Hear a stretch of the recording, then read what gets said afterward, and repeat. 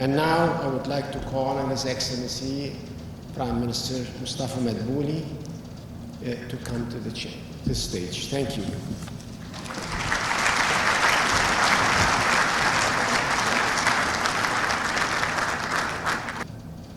Honorable Ambassador David Thorne, Senior Advisor to the U.S. Presidential Envoy for Climate, Mr. Marty Durbin, Vice President of the American Chamber of Commerce for Policy and President of the Global Energy Institute, honorable members of the U.S. Green Trade Mission, distinguished member of the American Chamber of Commerce and the Egyptian American Chamber of Commerce, ladies and gentlemen.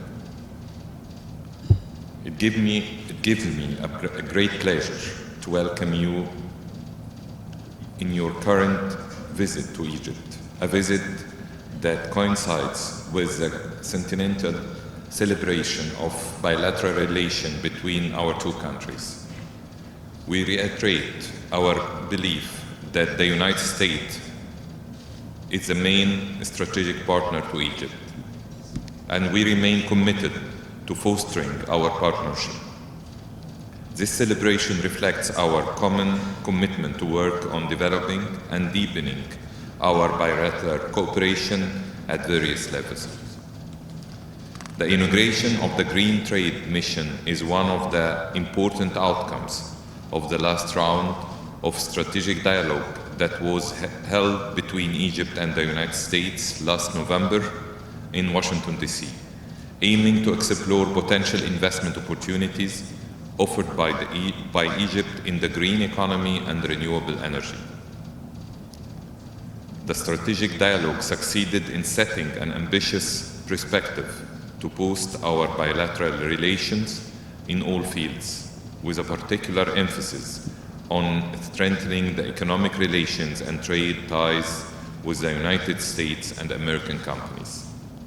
Another important outcome of the strategic dialogue is the formation of the Egypt-US Working Group on Climate, which was launched during the visit of Mr. John Kerry, the US Special Presidential Envoy for Climate, to Cairo last February.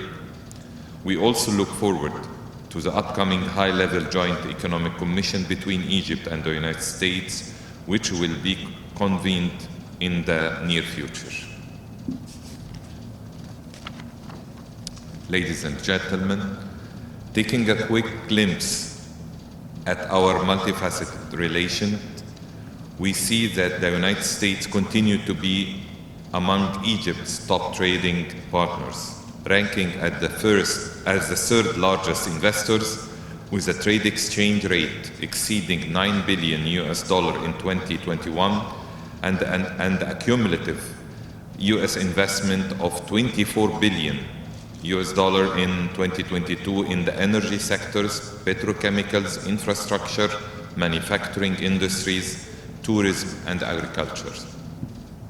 The Egyptian government and the USAID are also jointly implementing projects in the fields of education, health, tourism, heritage protection, agriculture, governance, and the private sector support in Egypt, estimated at $600 million. As the Egyptian economy continues to expand and enhance the business environment, we look forward to broadening the US investment in different sectors. Having said that, it is quite important to stress that through our vision of comprehensive development, Egypt opted to upgrade most sectors in parallel in order to achieve development goals. Accordingly, we were able to achieve positive GDP growth rate at about 9% during the first half of this fiscal year, despite COVID-19 pandemic and the repercussion of the Ukrainian crisis. The growth rate is expected to be 4.5% next year. We have heavily invested in our infrastructure. In addition, we give priority to investment in energy sector, telecommunication sector, tourism sector also. The effort exerted in these sectors started to pay off.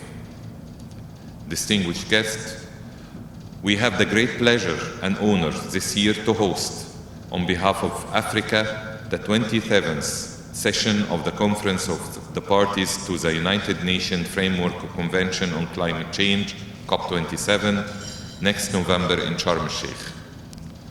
We in Egypt are particularly aware about the threats posed by climate change due to the currently experienced impact on our development. As an emerging economy with a growing population, we are in need of stable and predictable sources of energy.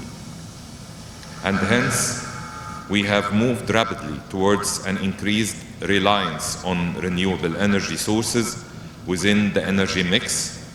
To date, renewable energy represents 20% of our energy production, with a strong outlook to become a regional energy hub by producing and exporting clean energy directly or through green hydrogen, ammonias, and others. I would like to highlight here that we are working on tangible plans with a number of major companies to produce green hydrogen and are expecting the growth of this kind of cooperation in the near future.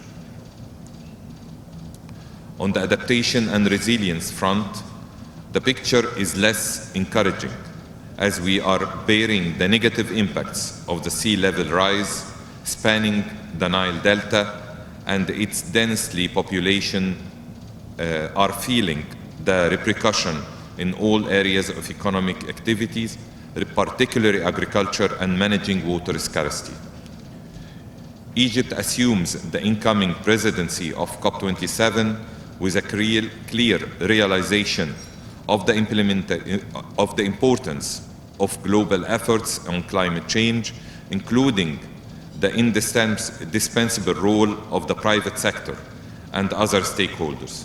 We believe that this juncture is seen not as a challenge, but rather than a real opportunity for universal green economic growth.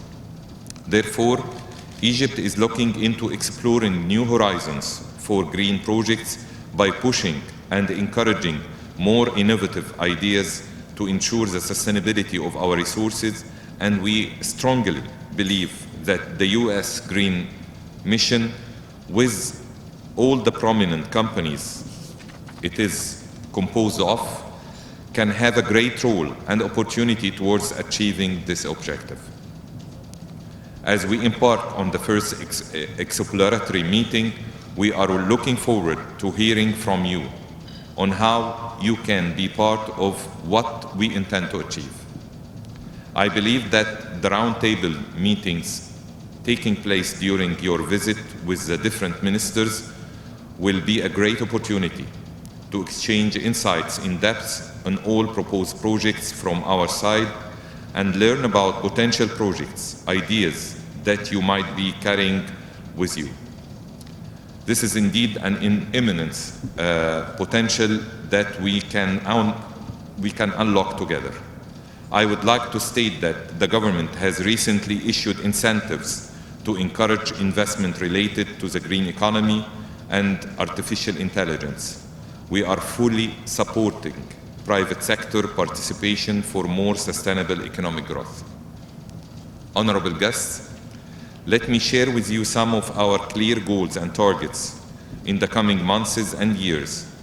We already issued our Sustainable Development Strategy as Vision 2030 and finalized Egypt's first comprehensive national climate change strategy, 2050, which lays down the direction, policies, and programs to be adapted in order to fulfill the ambitions of our climate action. Our mitigation.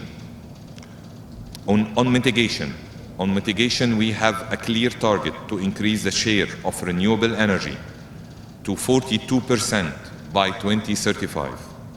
We are also implementing ambitious sustainable transport projects and an integrated national solid waste management program. On adaptation, We are already implementing ambitious programs for water management and canal lining and coastal zones management and protection, expanding on desalination and water treatment projects, and aiming at enhancing resilient agriculture. We are glad that during this mission, 2 documents for potential projects were signed as an active involvement from your side to mitigate climate change through the production of plastic alternative and construction of a waste-to-energy facility in Fayoum. On finance, Egypt has a pioneering presence in the green financing market by being the first country in the region to issue sovereign green bonds in 2020. And last month, I witnessed the signing of a first-of-a-kind investment-grade green bond issuance in the Middle East and Africa to refinance the plants of Norwegian company in Bemban Solar Energy Park that is considered one of the world's of course, largest park to generate electricity from solar energy. Looking forward, we consider that areas of renewable energy, green hydrogen, sustainable transport, decarbonization of sectors like oil and gas, steel and cement, sustainable agriculture, and water management as priorities for Egypt. Proceeding from the role of ensuring intellectual property rights in encouraging innovation and entrepreneurship, a governmental committee was assigned to set an integrated national IPRs strategy. It will also study establishing a national authority specially dedicated to that purpose and find ways to deal with the economic exploitation of the result of the Egyptian research. In addition, all legislation related to IPRs are being currently reviewed. To ensure the effectiveness of the previous efforts, we are working on raising public awareness of IPRs. This will hopefully improve our local global ranking in global IPR index. Ladies and gentlemen, at the conclusion of my remarks, I would like to stress on the full support you will receive from my cabinet members, and I am confident that you will engage in fruitful consultation that will lead to more US investments in Egypt, given the wide array for opportunities we offer in all different fields. Mentioning what we have stated yesterday in our conference, showing our new strategy towards more and more partnership with private sector.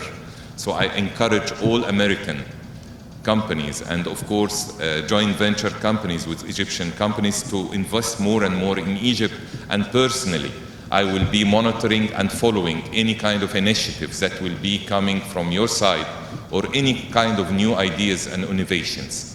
I'm going to settle even a monthly meeting with investors to explore with them more and more areas of cooperation together in all different fields. At the end, I hope you will enjoy your business trip here in Cairo, and I will be closely following up on the outcomes that will come from this very important mission. Thank you all, and very much.